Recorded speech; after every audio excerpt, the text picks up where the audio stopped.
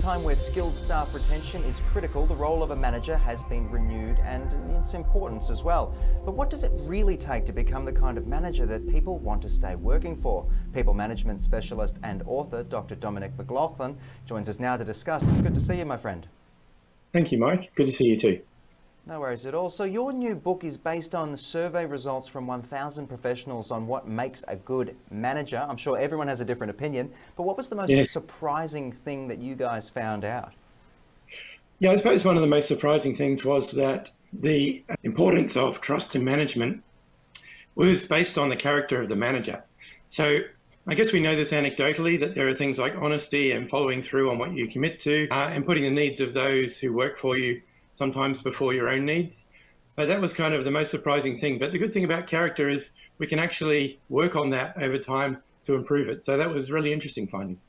Yeah, absolutely. So why has the role of manager emerged as a virtual contributor to retaining staff? We've been talking a lot about the Great Resignation, quiet quitting, and of course staff retention that goes along with all of that. But why is being a manager so important to all of that based on what you've seen?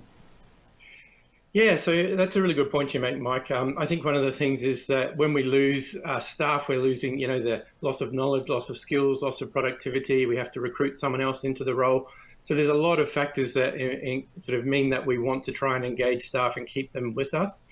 So I think one of the things about the manager's role is that, in essence, most people deal day to day with their manager. And so that's why that relationship is so important, because a manager can really make someone's job, very pleasant or very unpleasant. So that's one of the key things about, why managers are central. It makes sense. So what, based on all of that, what key skills make a good people manager? What's your understanding of, the best folks out there for the job? Yeah, I think one of the things when managers are often promoted into the role because of their technical expertise. So I might be a really good accountant or a really good lawyer, a really good IT person, and then I'm promoted because of those skills, and I don't necessarily get a lot of input into how to manage the team that I suddenly have.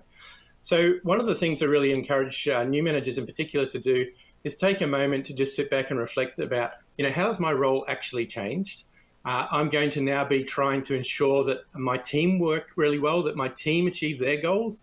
So it's less about me trying to do everything myself and more about enabling other people to do that role and to do that work well. So I suppose that first thing is to kind of reflect and just think about, okay, so how's my role different now?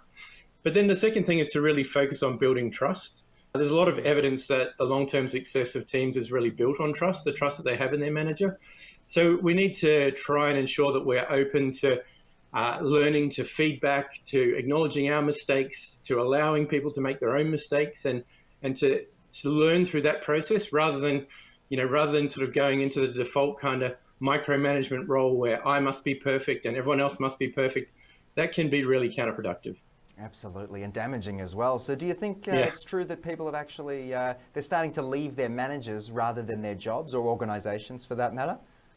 Yeah, that's a really good question. Many times they're definitely leaving the manager, but the other thing is that the organisation can have an impact on that. Obviously, with the increase in inflation, pay rates could be an issue, so it may not be the manager, directly. Sometimes we need to care for family members. So there are a lot of factors. It's not always just about the manager, but I think the manager has a big role in terms of providing development opportunities, career prospects, interesting work. So there are a lot of things that the manager can actually control. Yeah, absolutely. So just to finish, what are the challenges for those that are leading teams remotely? That's a huge part of what's going on at the moment in the workforce. I can't imagine how you manage it effectively. I know there's a lot of technology out there, but what about that person-to-person contact? We're talking workplace culture. What have you seen? Yeah, that's a really good point. I think with the move to virtual and kind of hybrid working, we have this issue where we can't have those casual conversations. We can't just pop across, the cubicle and ask a quick question. We can't have those really important knowledge sharing conversations around the coffee in the lunchroom, whatever it is. So it's about managers taking the time to really think about, how do I replicate that?